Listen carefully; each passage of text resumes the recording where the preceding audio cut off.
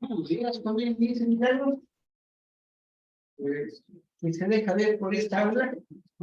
Esto debe ser.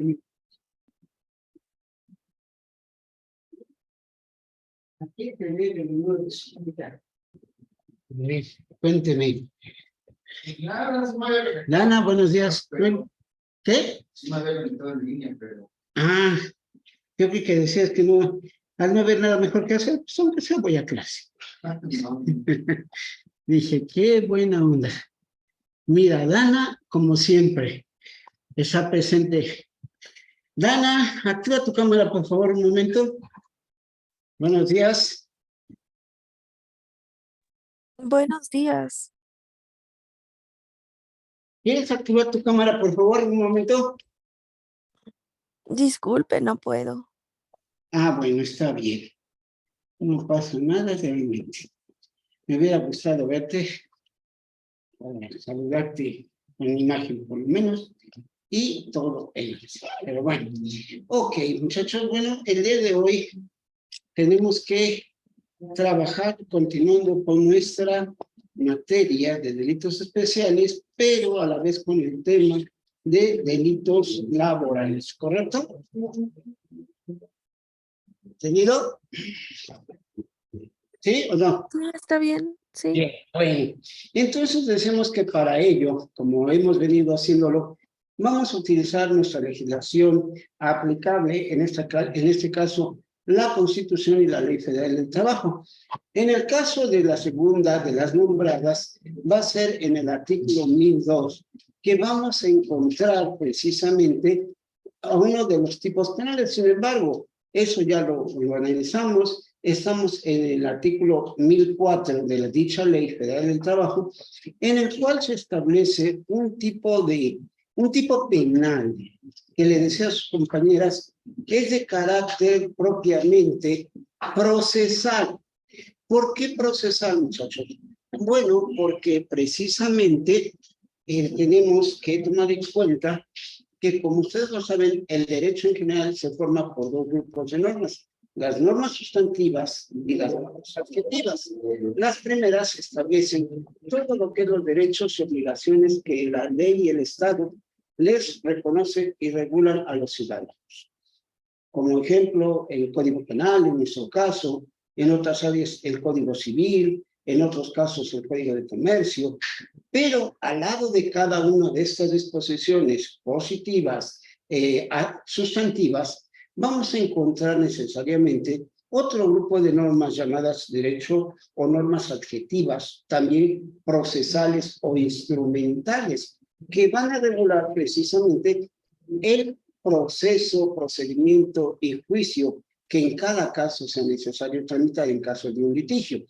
Por lo tanto, vamos hoy día a arribar en nuestra materia a un delito que se ubica propiamente en el área procesal o las normas adjetivas del derecho laboral. ¿Por qué? Porque si nosotros analizamos el artículo 1004, como lo empezamos a hacer, vamos a ver precisamente que se refiere al incumplimiento de las obligaciones en el ejercicio de la profesión, tanto para autoridades como para particulares, como abogados litigantes, abogados patronos de trabajadores. Entonces, en este caso, muchas veces se ha dicho que, bueno, si se viola un deber de asesoría como abogados a un cliente, bueno, nos podrían reclamar el incumplimiento de un contrato profesional. ¿De acuerdo?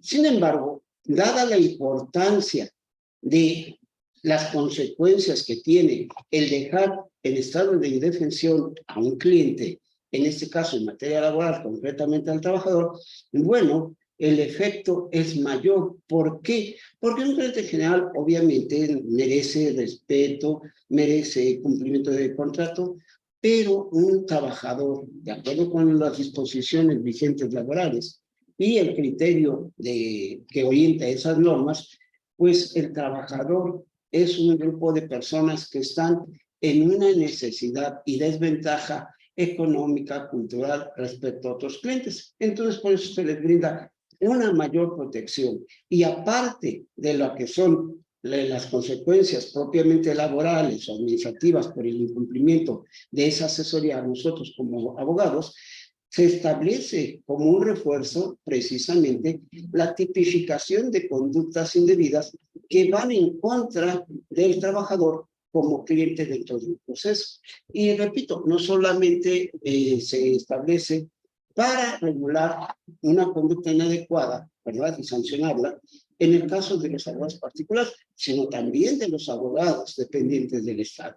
Es así como el artículo 104, por favor ubíquense en ese artículo 1004, perdón, de la Constitución, perdón, disculpe, 1004 de la Ley Federal del Trabajo, está pensando en la Constitución, 1004 de la Ley Federal del Trabajo. Se nos establece que precisamente es responsabilidad del asesor jurídico como abogado del trabajador su inasistencia a 2 o más audiencias, ¿verdad?, con respecto a su cliente, el trabajador. Y entonces ahí vemos que también en ese caso está hablando de un sujeto activo particular, pero tenemos también la situación del funcionario que en ayuda del trabajador no cumpla con esa disposición. Me refiero al procurador de Procuraduría de Defensa del Trabajador, que son lo que llaman defensores de oficio de los trabajadores. Entonces, el tipo penal va enfocado a esos 2 tipos de personas. El 1004 dice eso. 1004, ¿qué dice? No, creo que se equivocó. Porque 1004, al patrón de cualquiera de sí, tiene razón, 1004, está equivocado. Bueno, está equivocado en cuanto al número, pero en cuanto al tipo, sí contiene un tipo penal. Pero ese ya lo habíamos visto. Entonces vamos al 1002, perdón. A ver, chica, el 1002.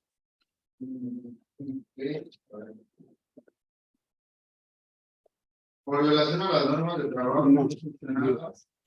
Perdón, disculpa, ahorita para no errar, en tercer forma vamos a ubicarlo bien.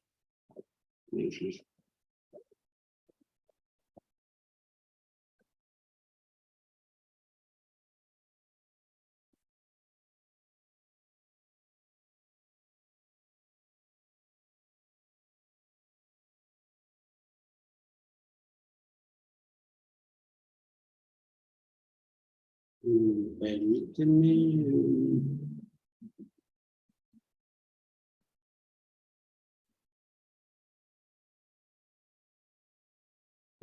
No sé, el 1002 ya lo habíamos visto.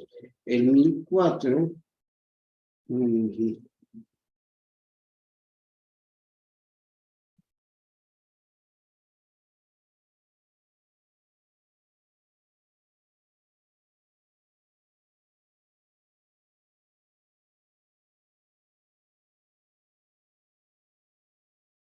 Perdón, es el 1005. Disculpa. Adelante. Al procurador de la defensa del trabajo o al apoderado o representante del trabajador se le impondrá sanción de 6 meses a 3 años de prisión y multa de 125 a 1,250 veces el salario mínimo general vigente en el Distrito Federal en los casos siguientes. 1. Cuando sin causa justificada se abstenga de concurrir a 2 o más audiencias. Concurrir a 2 o más audiencias. Y 2, cuando sin causa justificada se abstenga de promover en el juicio durante el lapso de 3 meses. Bien, este artículo, para mi parte, disculpen, el 1005, como les dije, va a proteger los intereses del trabajador de una manera jurídico-penal. No nada más en un momento dado se puede hacer acreedor el abogado, como procurador o abogado particular, a las sanciones que deriven por el incumplimiento de contrato de prestación de servicios profesionales, sino aparte de ello está la cuestión penal y es un delito de ese tipo especial laboral, ¿correcto? Y por lo tanto, haciendo una referencia a este dispositivo legal, vamos a ver precisamente que en el análisis de dicho tipo penal, de acuerdo con la fracción primera, ¿sí? Dice cuando sin causa justificada se abstenga, en este caso se entiende el procurador o el apoderado o representante del trabajador de concurrir a 2 o más audiencias. Aquí tenemos entonces el elemento objetivo de este tipo penal, que es la conducta, consiste en un acto de, o más bien en una conducta de abstención. Por lo tanto, lo ubicaríamos como un delito por omisión. ¿Correcto? ¿Por qué? Porque deja de hacer lo que la ley profesional le establece, el asesorar y asistir a su cliente en las audiencias, ¿correcto? Entonces, la conducta del procurador o del apoderado, del representante del trabajador, es de carácter omisivo en cuanto a la constitución de este delito derivado de este tipo penal. Y entonces vemos que también en este caso mucho se ha discutido en la teoría jurídica penal si este elemento objetivo de abstención, de dejar de hacer lo que tenía que hacer el abogado, es un acto de omisión, o más bien es una conducta del tipo omisión, o más bien es una conducta del tipo omisión por omisión. Algunos dicen, bueno, es de omisión porque consiste en un dejar de hacer. Sin embargo, la mayoría de los autores y la jurisprudencia de la Suprema Corte ha determinado que no se trata de un delito por omisión simple, sino que se trata de un delito de comisión por omisión. ¿Por qué razón? Primero, porque, punto número 1, no está dirigida a cualquier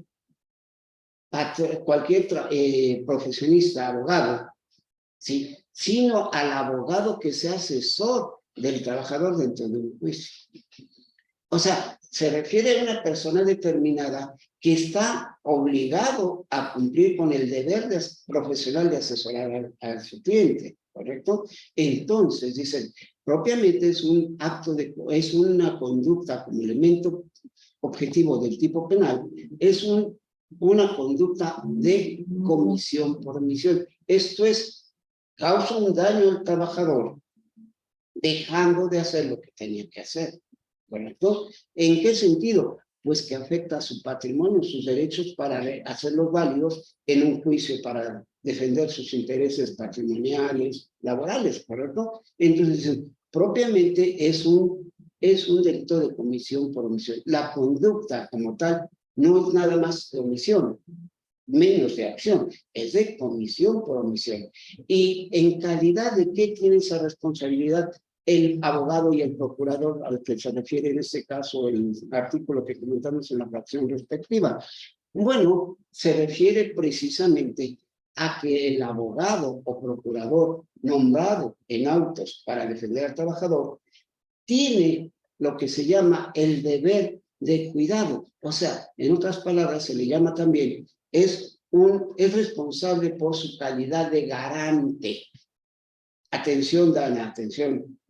En ese caso, el sujeto, digamos, activo del delito, el que comete esta conducta, es un garante, tiene calidad de garante. ¿Por qué? Porque a él en específico, en forma determinada, se le encargó la asesoría de esa persona. Entonces, no podemos aplicarlo a cualquier abogado o a cualquier procurador. Tiene que ser el abogado o el procurador, el apoderado, nombrado en autos para defender a ese trabajador. Por eso se dice, es un delito de comisión por omisión y el sujeto activo, el abogado o procurador, tiene la calidad de garante. En específico, a él le encomendaron proteger ese bien de ese trabajador. ¿Me explico? Y por lo tanto, al decir comisión por omisión, quiere decir que en este tipo de delitos, el sujeto activo, o sea, el presunto responsable, va a ser un sujeto activo determinado. Pero también, ¿por qué se le da la calidad de garante? Por contrato. ¿Cómo por contrato? Sí, porque él se comprometió con el cliente a defenderlo, celebró un contrato de prestación de servicios en algún momento como particular o bien como miembro del órgano encargado de defender a los trabajadores. Pero hay un convenio entre el trabajador. Entonces, tiene la calidad de garante por el contrato de prestación de servicios celebrado con el cliente, con el trabajador. Entonces, por eso de ahí se deriva una responsabilidad específica. También esto en cuanto al elemento objetivo del tipo penal, la conducta como de comisión por omisión. Ahora, en el aspecto subjetivo del tipo penal, normalmente lo vamos a entender como el factor interno psicológico al cometer la conducta externa. Si hay o no hay intencionalidad de causar daño o querer causar daño al trabajador en este caso, podemos ver en un momento dado que puede ser doloso o culposo el delito según su elemento subjetivo. En ese caso, podemos decir que no hay un dolo o una culpa específica. ¿Por qué? Porque la fracción primera del artículo del comento no establece que alguna parte de la redacción que diga con la intención de, con el propósito de, no, simplemente dice que deje de comparecer a las audiencias como apoderado, como defensor, como procurador, ¿ok? Entonces, podemos decir que no hay un dolo o una culpa específica porque el tipo penal no lo pide. Pero entonces, ¿qué pasa ahí? Pues que va a haber un dolo o puede haber un dolo o una culpa genérica, pero no específica porque la ley no lo pide como tal. Sin embargo, también en este caso, debemos de tener mucho cuidado porque a veces dicen, es que este delito se puede cometer con dolo. ¿Será cierto? Que cuando un abogado deja de asesorar o de comparecer en una audiencia con su cliente, lo hace con la intención de causar daño. Porque en algún momento, en alguna situación en específico pudiera ser. O por culpa. O por ambas, por una u otra. Pues que pudiera ser ambas. Puede Depende ser de la ambas. situación. Efectivamente, como tú lo dices, puede ser con dolo, con la intención de causar un daño. El caso concreto sería por actos de corrupción en el ejercicio profesional, que se ponen de acuerdo con el patrón, pues, simple y sencillamente no lo asistas cuando sea la audiencia y yo me lo acabo ahí. Entonces, te doy un billete y tú haces como que estás enfermo, cualquier cosa, y no vayas. Y ahí solito le gana el asunto, ¿no?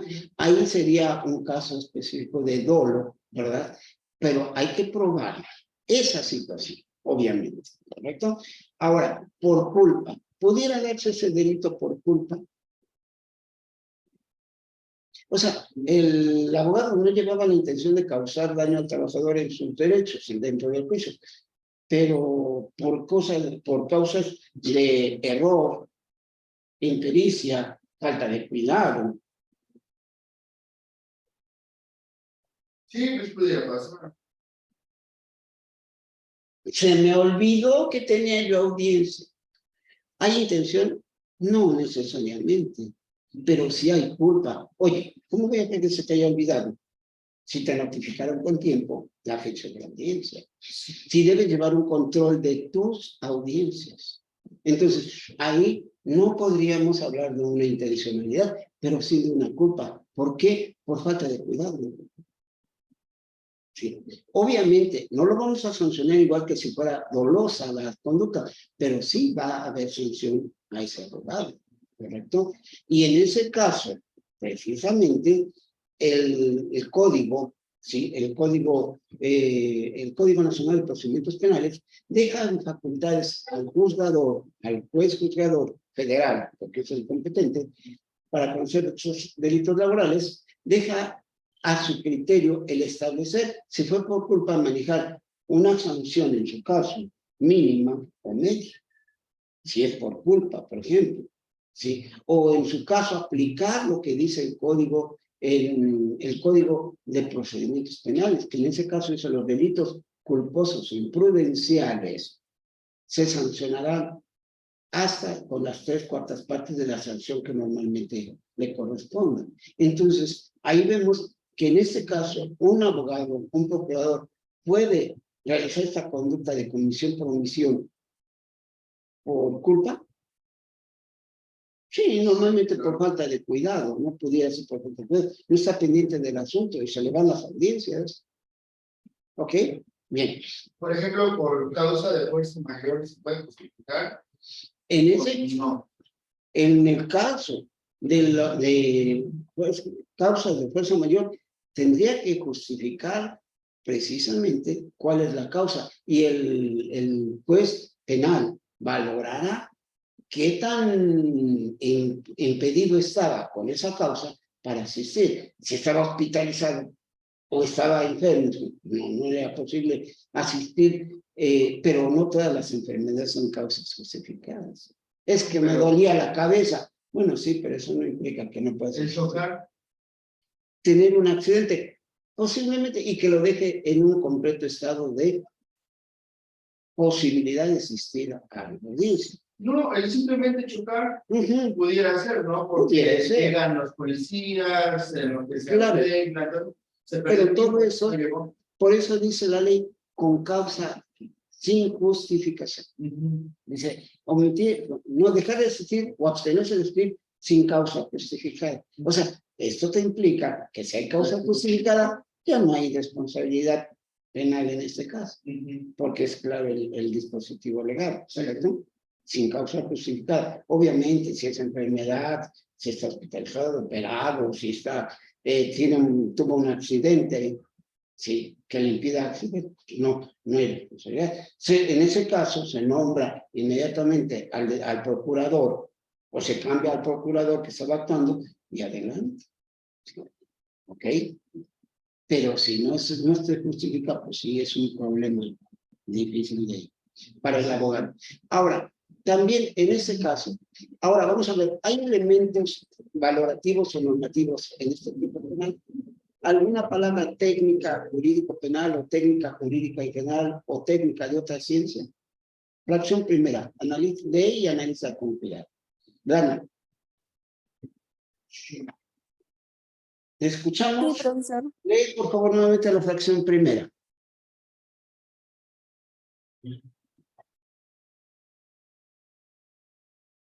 En voz alta, por favor, Dana.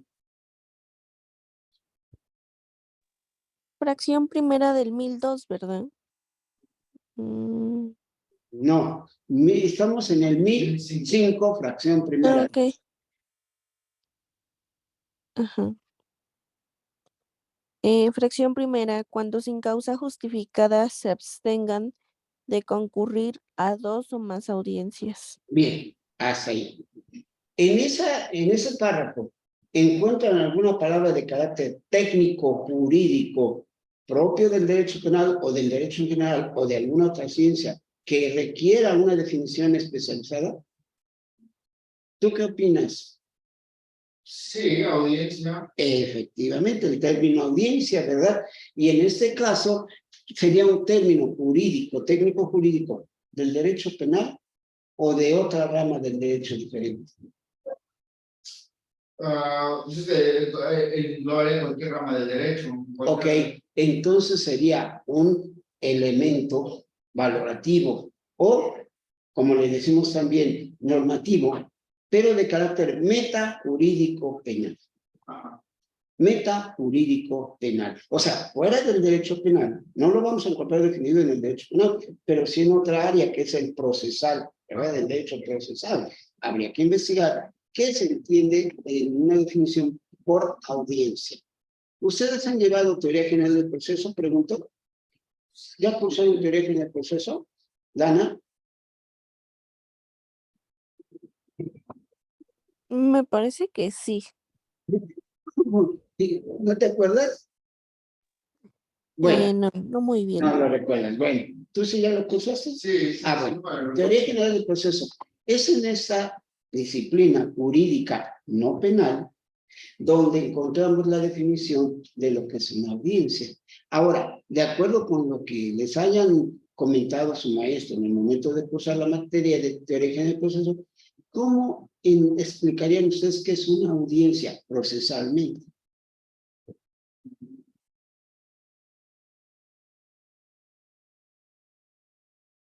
Estoy apelando a una técnica de lluvia de ideas. No quiero una definición como tal, sino una idea de su parte, de acuerdo con lo que estudiaron. Una audiencia o una idea que pudiera ser es cuando las partes se reúnen en el tribunal. Y has dicho bien, en un tribunal, en este caso ya hay tribunales laborales. Sí, claro. Con la reforma. Bien. ¿Tú qué opinas, Dani? ¿Estás de acuerdo con tu compañero? ¿Eso es una audiencia? Sí, estoy de acuerdo con mi compañero. Ok. Ahora, Salud, ¿esa audiencia será una actuación procesal simple o compuesta?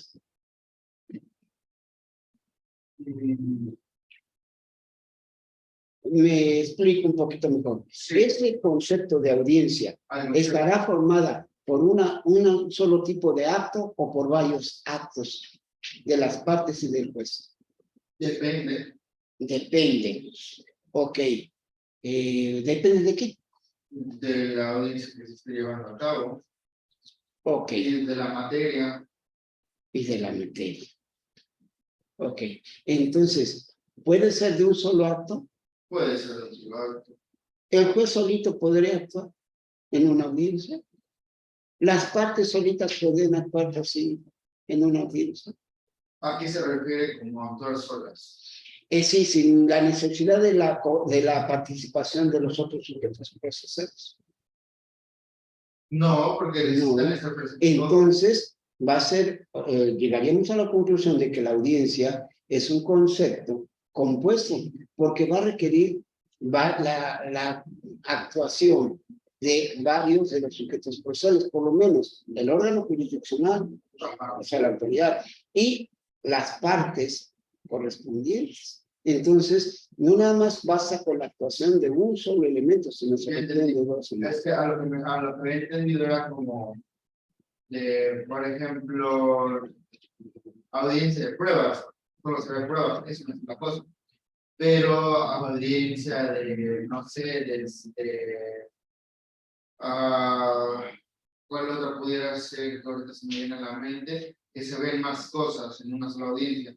Por ejemplo, en materia mercantil, muchas veces es audiencia de pruebas, se desahogan y a veces en ese momento te dan sentencia o si no te dan posteriormente te dan 5 días para sentencia. Entonces, si lo hacen en una sola audiencia, ya estás viendo dos cosas distintas.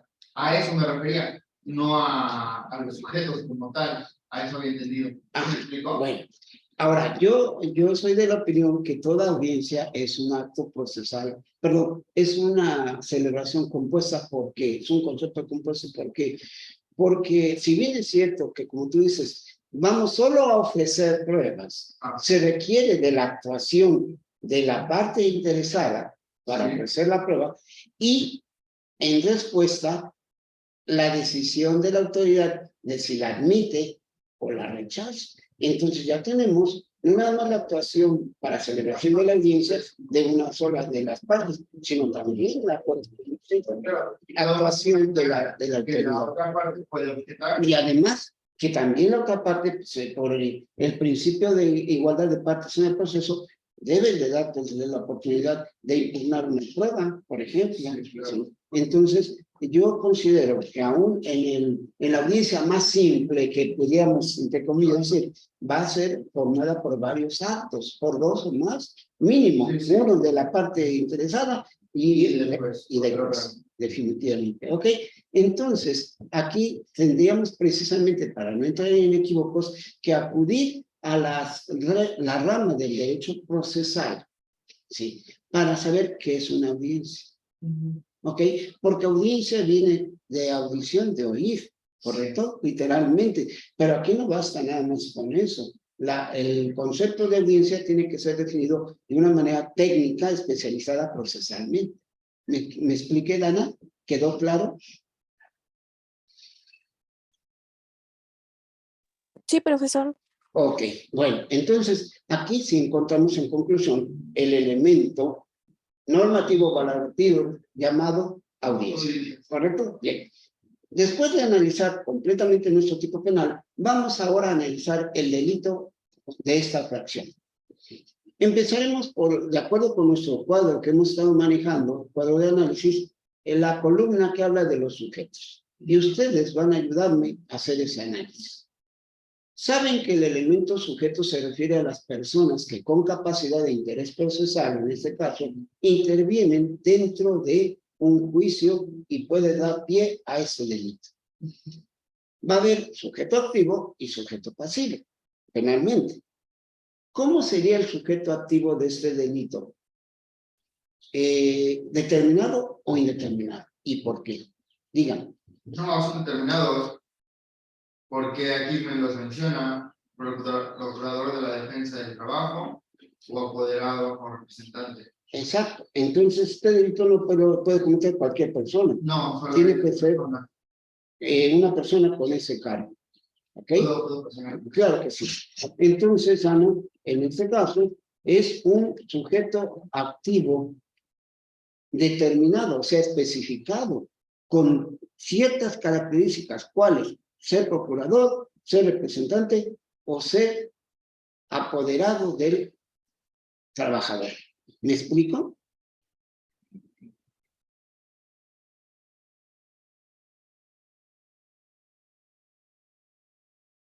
Dana Hernández, contéstame.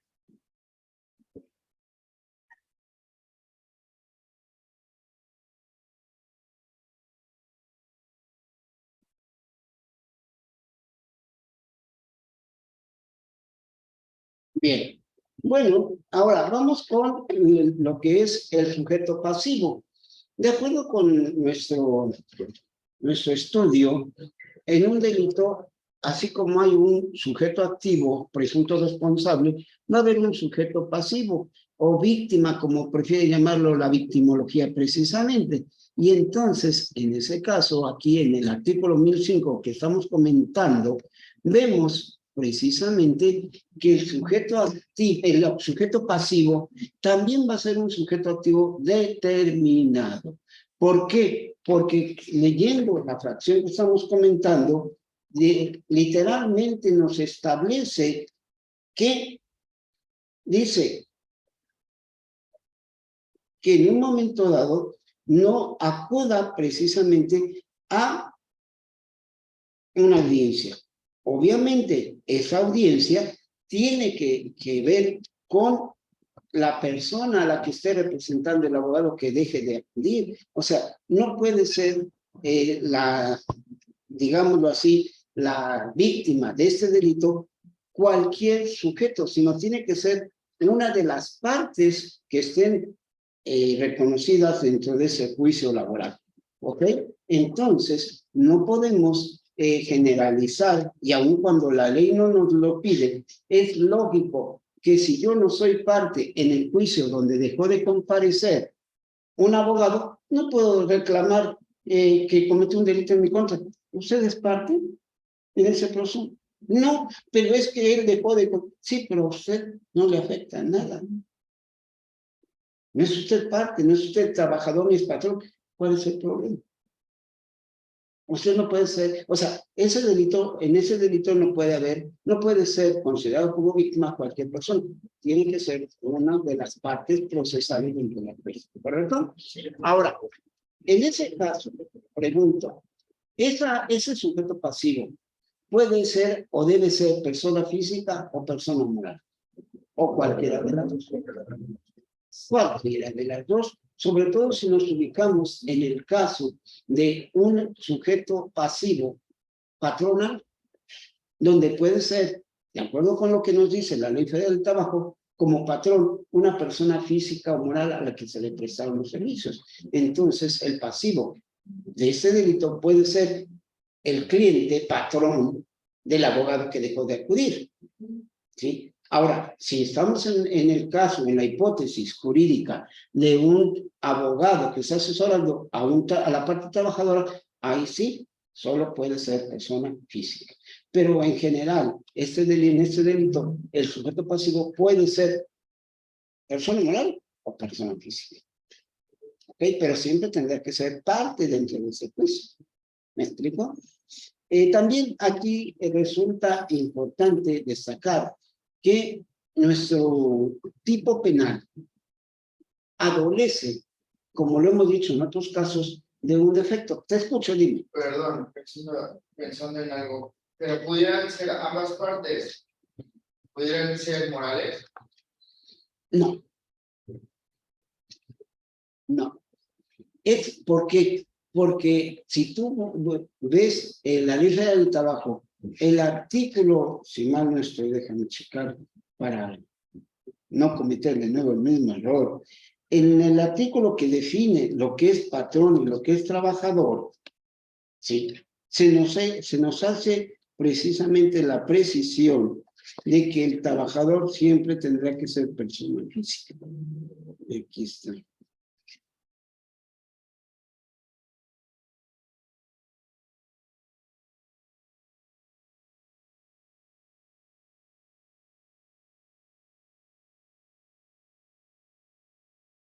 Artículo 8. Búsquenlo y denle lectura. Por favor, Dana, apóyanos. ¿Te encuentras presente, Dana? Sí, pero no, no escuché bien el artículo. Artículo 8.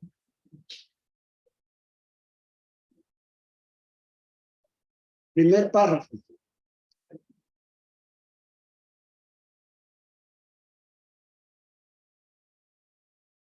Adelante. Cualquiera de los dos. Ok, artículo 8. Trabajador es la persona física Punto. que se presenta, Punto. que presta a otra. Que presta a otra. Una física o moral, un trabajo personal. Pero la clave está en las primeras palabras. Trabajador es la persona física. Punto. ¿Qué es una persona física jurídicamente, Dani?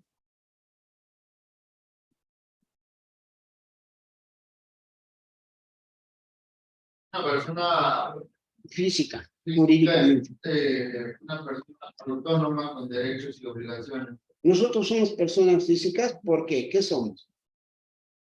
Pues somos humanos, somos Seres humanos. individuales. Ok, ahora, para efectos jurídicos tiene que ser, punto número 1, persona física o un ser humano, con la capacidad legal para ser titular de derechos y obligaciones, ¿ok? Pero en ese caso, contestando tu pregunta, entonces las partes, como trabajador, siempre tiene que ser persona física, ser humano con capacidad. Y en el caso del patrón, el mismo artículo nos da la clave para conocer la naturaleza jurídica del patrón, que es ser física o moral, ¿correcto? Que es la que recibe la prestación de la actividad. ¿Ok? Entonces, ¿qué la contesta a tu pregunta? Sí, pero entonces, quizá no me acuerdo, para la persona, quizá no me acuerdo, Adelante. pero no me acuerdo. Pero entonces, entre las disputas entre dos empresas, pero una está prestando los servicios a otra, por ejemplo, tribunal. ¿El outsourcing? ¿Te referirás al outsourcing? No sé si necesariamente, pero por ejemplo, el tribunal que tiene contrata una empresa, Una empresa. Privada para la limpieza. Okay. Esa pregunta que tú me haces, precisamente aparentaría que entonces el trabajador es la empresa que lleva a su personal a prestar el servicio. Pero aquí no cabe esa posibilidad de considerarla de tal manera. ¿Por qué? Porque vuelvo al artículo 8 que nos dice un trabajo personal y subordinado. Entonces, la empresa que lleva a su personal a prestar servicios de limpia a otra empresa, ¿hace la actividad personalmente? Directamente no. Entonces, no se puede considerar como trabajador a la empresa, que lleva a un personal a prestar el servicio. Realmente el trabajador es el empleado de la empresa que lo llevó a desempeñar su actividad.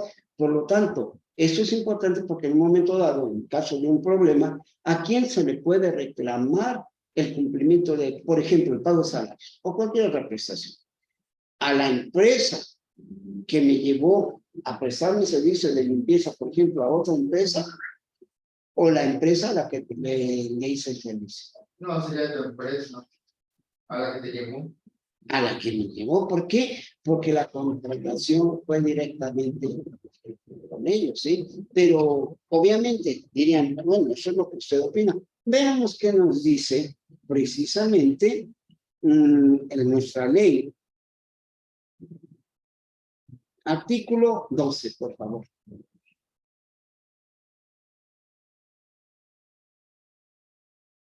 Sí. Artículo 12. Intermediario. Es la persona que contrata o interviene en la contratación de otras personas u otras para que presten servicios a un patrón. 13. No serán considerados intermediarios. Intermediarios, sino patrones, las empresas establecidas que contratan trabajo para ejecutarlos con elementos propios y suficientes para cumplir las obligaciones que deriven de las relaciones con sus trabajadores. En el caso contrario, serán solidariamente responsables con los beneficiarios directos de las obras o servicios por las obligaciones contraídas por los trabajadores. O sea, tú me dices de una empresa que lleva personas a prestar servicios, por ejemplo, de limpieza y mantenimiento. ¿Ok? ¿Quién te fijó el salario que vas a ganar? ¿La empresa a la que vas a prestar el servicio o la empresa que te contrató para prestar ese servicio? La empresa que contrató. Ella debe tener recursos propios para pagar. Sí. Ya después él le cobrará a la otra empresa lo que hayan convenido por un contrato civil, pero el contrato laboral está entre el trabajador persona física con la empresa que lo contactó para ir a prestar el servicio. ¿Sí? Sí. Pero en última instancia, vamos a suponer, es que yo no tengo recursos, yo nada más soy intermediario y yo te ayudo a que te contraten. Independientemente de, dice la ley en protección del trabajador, en última instancia, ambos serán responsables. O me responde la empresa a la que le hice el aseo, o me respondes tú. Sí, claro. Pero de que me responde a las sí, horas. Sí, por ejemplo, yo contra la empresa, de manera laboral, o sea, por vía de laboral, y la empresa, si no tiene capital o lo que sea, por vía civil, por medio de incumplimiento de contrato, a la empresa que le está prestando. Para efectos del convenio entre las dos empresas. Sí, claro. Pero para efectos laborales, aquí la ley en protección al trabajador dice, bueno, seas intermedio o no lo seas, en última instancia, cualquiera de los dos tiene que responder al trabajador. Sí, claro. ¿Sí te fijas? Sí. Ahí amarra, por decirlo así, la ley a las dos empresas, ¿no? Para que no se estén botando la pelotita como decimos en nuestra cultura, ¿no? No, es que yo no, a mí no me prestaste el servicio, podría decir la primera empresa, se lo prestaste a la otra, que te pague ella. No, pero es que yo con ella no hice ningún convenio directamente, yo lo hice contigo, tú te comprometiste a darme trabajo. ¿Dónde lo haga? Para quién lo haga no importa. Pero tú fuiste el que me contrató. Y entonces desde un principio... Y a ti te contrató la otra empresa. Pero esa es materia civil, no laboral. Para facilitar lo de si llegamos a última instancia o no y ver quién me paga o no, si mi empresa con la que estoy firmado o la otra, desde un principio puedo aventarla hacia las dos. O sea, demandar, no aventar. Demandar. Aventarme de... A ver, una corrección accesoria de buen efecto. Sí. Cambiar la expresión es bueno como abogado, futuro abogado. No voy a aventar, voy a ejercer mi acción contra las dos. O sea, voy a demandar a las dos. En última instancia, que sea la autoridad laboral la que determine contra quién procede, contra quién no. Pero yo puedo demandar a la dos. Claro, sí. Sea una o sea.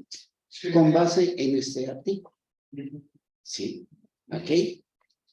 Perfecto. Bueno, entonces ahí tenemos, señores, precisamente como acaban de ver, la necesidad de acudir a otra rama del derecho diferente a la penal para definir lo que es, empezó por la cuestión de la audiencia, pero también incluimos los conceptos de patrón y de trabajador, porque son importantes determinarlos dentro de este tipo penal, ya que esta fracción no nos indica que el procurador, el representante o el apoderado sea o esté relacionado con el patrón o con el trabajador. No lo dice. Entonces, por eso se hace necesario hacer la aclaración de que en este tipo penal hay que saber de antemano qué es un patrón y qué es un trabajador, pero de acuerdo con las definiciones que nos da la Ley Federal del Trabajo. ¿Y la Ley Federal del Trabajo es una ley penal de origen? No. No. Entonces estos conceptos serían un elemento metajurídico penal, porque no está definido por el derecho penal, pero sí por una rama del derecho laboral. ¿Me explico? Sí. Bien. Dana, ¿alguna pregunta? No, profesor. Sí, Muy estuve bien. escuchando. Perfecto. Bueno. Entonces no hay ninguna duda. Sigamos entonces. Ahora vamos con el objeto de este tipo penal, de este delito, perdón. Objeto del delito del cual estamos hablando. Fracción primera del 1005. ¿Ok? El objeto del delito va a ser material y o jurídico. En ese caso, ¿cuál sería el elemento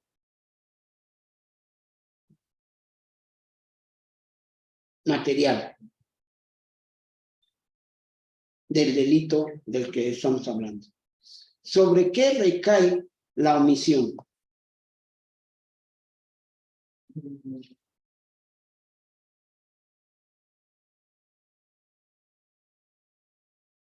A ver, piense. Repito, el objeto material de un delito es la cosa, persona, lugar o bien sobre el cual recae la acción o la omisión realizada. En ese caso, ¿cuál sería ese? ¿En qué recae la abstención? En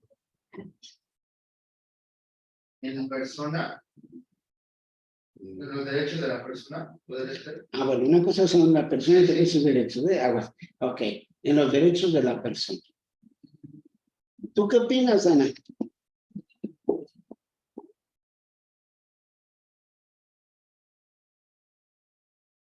¿Estás de acuerdo con tu Sí. compañera que sean los derechos? Cae tal vez en el derecho de que sea representado por un abogado. O sea, entonces no sería precisamente la persona, sino el derecho del trabajador o del patrón al cual se está asesorando. ¿Ok? Bueno, ahora, jurídicamente, ¿cuál sería el objeto de este delito? Procesalmente, ¿cuál sería el derecho que se le viola al patrón o al trabajador que se deja en estado de falta de asesoría? Va a tener un representante. Dana, ¿tú qué opinas? Sí, sería el derecho de representación. Ok, derecho de representación. Por una parte, por otra, el derecho a un debido proceso o a una defensa adecuada. Okay. Que está contemplado precisamente en la ley del ejercicio profesional. Bueno, ahora vamos a la siguiente columna del cuadro, que es la clasificación del delito del que estamos hablando.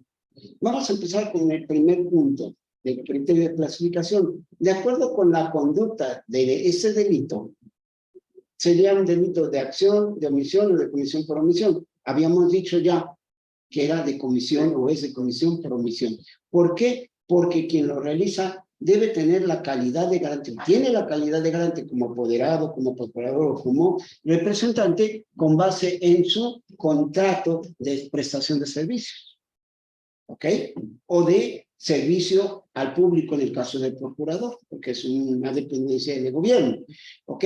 Ahora, en cuanto a al aspecto de la culpabilidad, de acuerdo con el aspecto de la existencia o inexistencia del dolo o la culpa, ¿sería un delito doloso o culposo? ¿O pudiera ser de los dos? Justo hablábamos de eso, ¿no? Depende de la situación, o el caso en concreto que se esté llevando. Puede ser con dolo o Puede ser culposo. por culpa, por impericia, falta de cuidado, error, ¿verdad? ¿Ok? Bien, ahora, de acuerdo con el número de sujetos que requiere la ley para cometer este delito, ¿sería un delito en el que hablamos unisubjetivo o plurisubjetivo? ¿Y por qué? Depende también, ¿no? Depende también.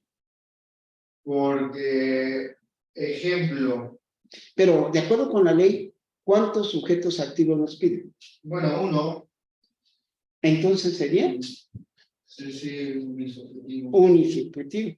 Sería pluris si dijera, cuando dos o más apoderados, dos o más procuradores. No, aquí no lo dice. A veces Habla en singular, ¿no? aunque en la realidad pueden existir más, pero la ley no lo exige. Ajá, no, con uno, nada No más. gastos. Ajá. Porque no tendríamos que demandar a todos los procuradores de defensa del trabajo en un caso dado, ¿no? Sí, claro. Entonces, No, pero a lo que me refiero es, por ejemplo, a veces. vámonos por la ley. Ajá. La ley no nos pide que sean dos o más procuradores, dos o más representantes o dos o más defensores. Habla en singular. Con uno basta. Entonces, por eso es unisubjetivo. Ahora bien, de acuerdo con la cantidad de veces que se debe realizar la conducta, este delito sería plurisubsistente o unisubsistente, Dana.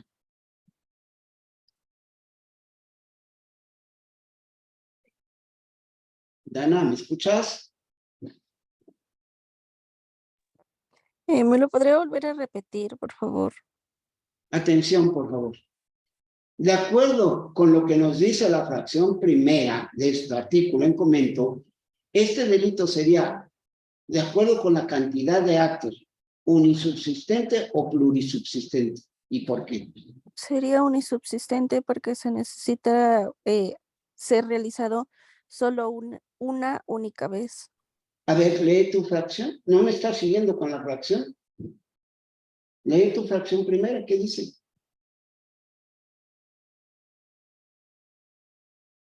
Dale lectura en voz alta, por favor, Dana.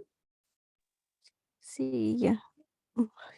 Cuando sin causa justificada se abstenga de concurrir a dos o más audiencias. Entonces, Sí, porque dice, ay, otra vez me volví. Ay, a ver, me estás prestando atención, no estás siguiéndonos con la ley, ¿eh?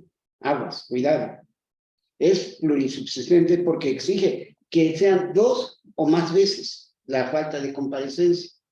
O sea, si el sujeto en cuestión, procurador, representante, etcétera, solo deja de comparecer una vez, cometer el delito, no, porque la ley exige que sea dos o más, y con causa injustificada, o sin causa justificada, ¿ok? ¿Está claro? Ahora bien, siguiendo el texto legal del 1005, el texto nos dice que ese delito será perseguible por denuncia o por querella. ¿Hay algún artículo que nos diga que se persiga a petición de parte o por querella necesaria? A ver, búsquenlo.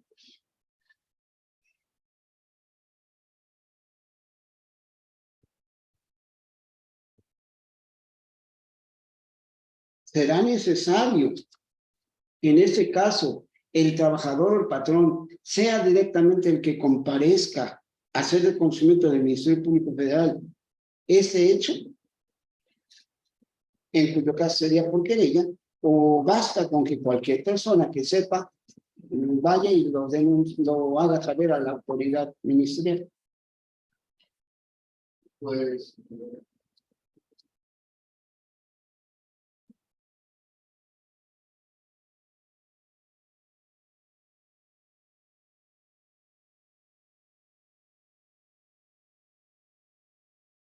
Bien. Pasa normalmente que como estudiantes Decimos, bueno, pero entonces yo cómo voy a saber si es porque o por denuncia, en este caso en materia de delitos especiales, porque la ley nos debe decir o nos va a decir en qué casos específicos ese delito va a ser por querella. Si no hay un artículo o una fracción o un párrafo de la ley que nos diga este delito se perseguirá por querella necesaria o a petición de afectado, entonces se entiende que es por denuncia. Por eso les hacía la pregunta, de acuerdo con lo que le dieron en su ley, ¿hay algún artículo en ese sentido? No, ¿verdad? Entonces, podría ser por denuncia. No es necesario que comparezca directamente el trabajador. Por lo tanto, el mismo personal de la Junta puede darle vista al Ministerio Público con esa falta de comparecencia, ¿no? Y no necesariamente el patrón del trabajador como parte dentro del proceso laboral, ¿correcto? Pues jóvenes, ya me excedí como para variar y entonces damos por terminada nuestra clase de hoy, ¿correcto? ¿Quedó claro? Sí, profesor. Bueno, yo no lo escucho, ella silenció su micrófono.